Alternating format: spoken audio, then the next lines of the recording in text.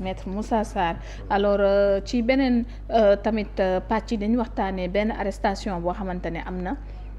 barki démb ndax boo xoolee ki nga xamante ni moom moo di brigade donc waaw de recherche bi nga xamante ni moo di bu Faidherbe moom dafa daal di teg loxo ñoo xamante ni dañ doon jëfandikoo li nga xamante ni xeetu drogue la jàpp nañu fournisseurs yeeg ba ci nga xamante ni doon nañ ko jokkalante bokk na ci ku ñuy dippee Rose muy Fatou Bintou Gueye doom ci Mame Makhtar Gueye Jamra également cité nañ ko ci loolu ginnaaw ci appartement boo xamante ni fekk nañu en possession wu donc xeetu drogue yooyu yu ni mel ba ñu teg ko loxo balaa ñoo dugg sax ci li nga xamante ni moom jëm ci traitement bi ndax traitement bi tax na ba kuréel gi ñu fi samp dañu saytu liggéeyi taskatu xibaar yi wax na ci mais gis nañu arrestation ba mu amee ak ñi mu impliqué wu dem nañu ba ñi nga xamante ni ñoom ñoo di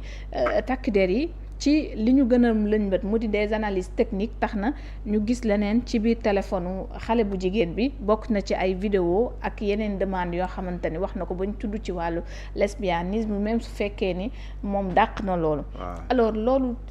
lan lañ ci mën a jàpp ak jàngat ak ndax day ñëw dikk nekk ñaari cas yoo xamante ni dafay wuute wala dañ koy boole mu gën a diisal dossier bi. non même dossier lay doon xam nga ci même dossier. bu concerné benn nit mën nañ ko ci inculper pour infraction yu bëri. mën nañ jël ñaawteef yu bëri ñu daal di ko ci teg. da ngay xool par exemple yenn dossiers yi nga xamante ne jot na fee am. xam nga. concernant les actes contre nature da ngay gis dañ leen di toppee. acte contre nature. dañ leen toppee association de malfaiteurs. xam nga dañ leen di toppee transmission volontaire du VIH sida. xam nga dañ leen di toppee sax nu mu tuddati blanchiment de capitaux. donc da ngay gis ne ay infractions yu bari lañ. donc su fekkee ne gis nañ ok am nañ élément bi bu nga xamante ne moom mooy constituer telle infraction am nañ élément bi muy constituer telle infraction am nañ élément bi. yooyu yëpp la ñu jël nag xam nga ñu daal di gàll ci ñoom ay infractions yu bari. maintenant nag juge d'instruction bi nga xamante ne moom moo yor dossier bi. moom mooy dem ba ci biir daal di ne ak lii ñu la toppee ni am nañu éléments yu nga xam moom moo koy firndeel wala boog am nañ charge yu nga xam ñoom ñoo koy firndeel et par conséquent dañ les renvoyer pour que ñu juger ci loolu mais il arrive très souvent d'ailleurs que ñu inculper nit ki pour 3 wala 4 infractions ñu dem ba ci biir am ay charge ci ñaari infractions yi amuñu charge si yeneen ñaari infractions yi ñu jox ko non-lieu partiel pour ñaari charge yi daal di koy renvoyer pour yeneen ñaari charge yi pour que ñu juger ko ci charge yooyu donc ce qui fait que tey dans le cadre de ce dossier là bon affaire drogue la woon au départ mu am soupçon yu ay informations yu nga xamante ne jot nañ ko la gendarmerie daal di def filature infiltrer même benn agent bu nga xamante ne moom moo contacté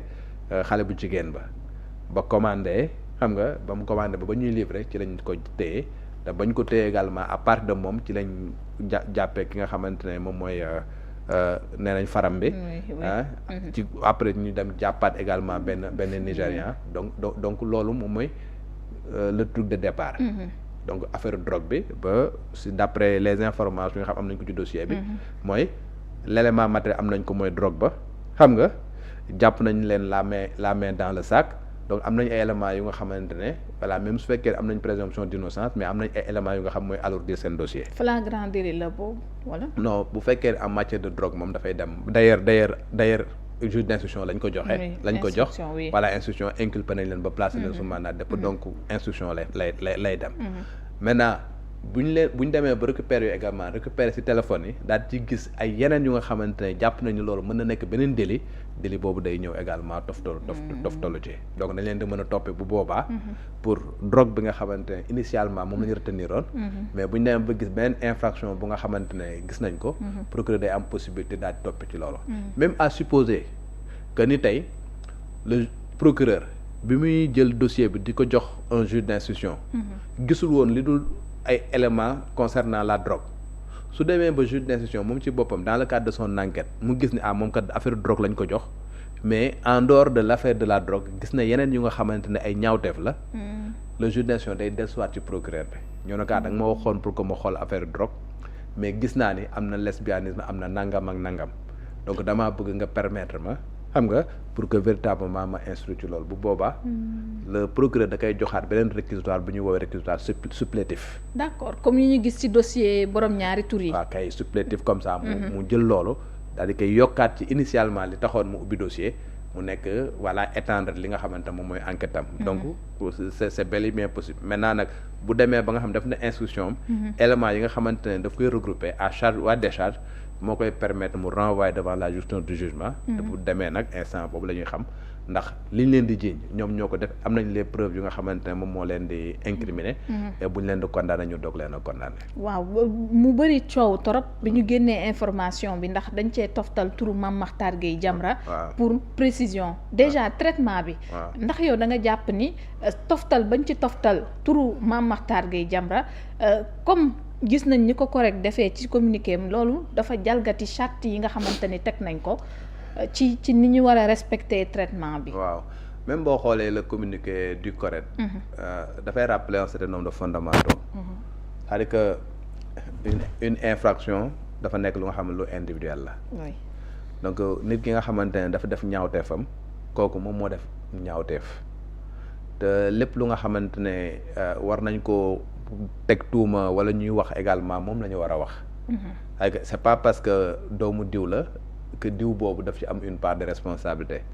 à moins que su fekkoon dafa demoon moom ci boppam ku jigéen ki ñu dem ba rendre compte ni papaam kat dafa bokk ci xam nga wala dafa yëgoon wala dafa nekk ko xam moo ko doon protéger bu boobaa papaam day dugg ci dossier bi. puisque papaam sax nee na yëgul woon. voilà mais dans le cadre de cette affaire là papa ji yëgul woon nulle part enquête bi incriminé wul papa ji pour wax ne par exemple xamoon na porte na ko aide et assistance xam nga mi ngi ko doon couvrir parce que def na recel de malfaiteur tout cela nulle part. amul fenn fu nga xamante ne incriminé nañ papa ji. et par conséquent dans le traitement dafa nekk traitement bu nga xamante ne warul nekk un traitement à charge contre son père. c'est un traitement bu nga xamante ne qui concerne une fille avec d'autres personnes qui ont commis une infraction donc ñooñu la concerné. maintenant foofu laay nuancer un tout petit peu. d'accord dafa am li ñuy woowee par exemple un intérêt médiatique li ñuy woowee intérêt médiatique mooy tan tey da ngay dégg ñu ne la les journalistes ne s'intéressent pas au train qui arrive à l'heure tey su fekkee ne on a un homme public bi nga xamante ne moom tout son combat d'ailleurs dafa am ONG bu nga xamante dafay xeex ci affaire mœurs à chaque fois bu gisee ñaawteef bu nga xamante ne dafa nekk ci penc mi que mu nekk ay chanteuse xam nga la gis colin ba demewul noonu que mu nekk ay narcotrafiquants yu nga xamante ñu ngi def naka sudu noonu que mu nekk ay nit ñu nga xam ne dañ leen jàpp ay acte contre nature et nangam ak nangam moom si boppam daf ciy génn di ci wax régulièrement su demee ba nga xamante ne dem na ba moom sa propre fille ñu impliqué ko ci benn dossier bu nga xamante ne moom xeexam ci loolu la ça suscite un intérêt médiatique. Exactement. donc loolu noonu un journaliste dire que la fille de telle personne bu nga xamante ne c'est un homme public bu nga xam ne dafay xeex ci benn kii dafay nekk un intérêt médiatique bu nga xamante ne un journaliste peut bel et bien le faire maintenant ce qu'on peut reprocher aux journalistes c'est que mu rappeler fait boobu ba pare parce que c'est un fait c'est une vérité ki ñu jàpp xam nga dafa nekk koo xamante ne c'est la fille de mais li ñuy interdire journaliste bi moom mu charger son père mu def ay jugement de valeur comme ni nga déggee ci réseaux sociaux yi ñenn di ko waxee naan waaw moom day mu ngi nee naan day xeex nangam ak nangam mais bon xodd ko bala ngaa lakkale bala ngaa xeex feneen xoolal sa biir kër ba pare am na ñu nga xam ne noonu la ñuy waxee ci réseaux sociaux et consort loolu du rôle journaliste bi naan di ko jox par exemple des leçons en lui disant ok yaa ngi mener un combat pareil un combat mais combat bu bala nga ko mënee dafa nga waroon nga xool sa kër ba pare loolu du rôle journaliste bi xam nga en aucun moment warul def jugement de valeur boobu waru ko incriminer wala ko charger dans le cadre du traitement de ce dossier là mais rappeler quand même que ni c'est la fille d'un tel un tel boobu nekk un homme public ñu xamee ko par exemple ci xeex li nga xamante ne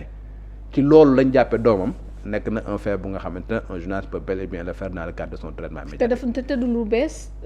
sax du lu bees même boo xoolee le communiqué du CORED. le communiqué du CORED ne dit pas autre chose que ça. xam nga naam xam nga véritablement journaliste mën na am intérêt mu wax ci mais li ñuy bañ mooy jugement de valeur bi et consort. voilà il y a beaucoup de dossiers yu nga xamante ne dafay am que mu nekk au niveau national que mu nekk au niveau international. À chaque fois qu'il y a un homme public mu nekk benn mbir bu nga xamante dafay concerner doomam wala dafay concerner jabaram wala dafay concerner entourage am da ngay gis corrélation bi nga xam ne dañ koy def entre arrestation bi ak nit kooku parce que homme public la parce que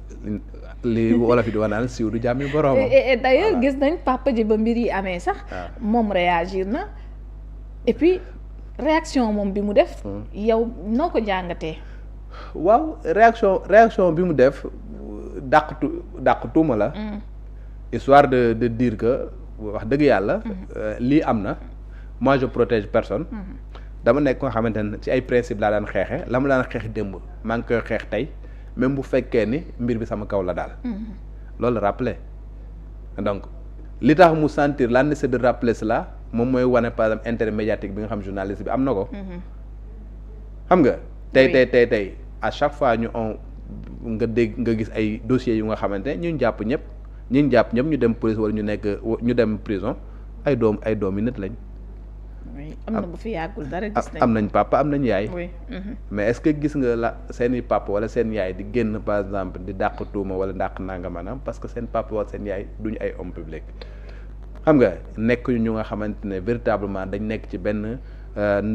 xeex bi benn lutte bi. ñu xame leen ci benn xame bi donc. ki nga xamante ne nag homme public la amoon habitude def ay sorties di def sax des fois moom si boppam muy porter plainte contre des personnes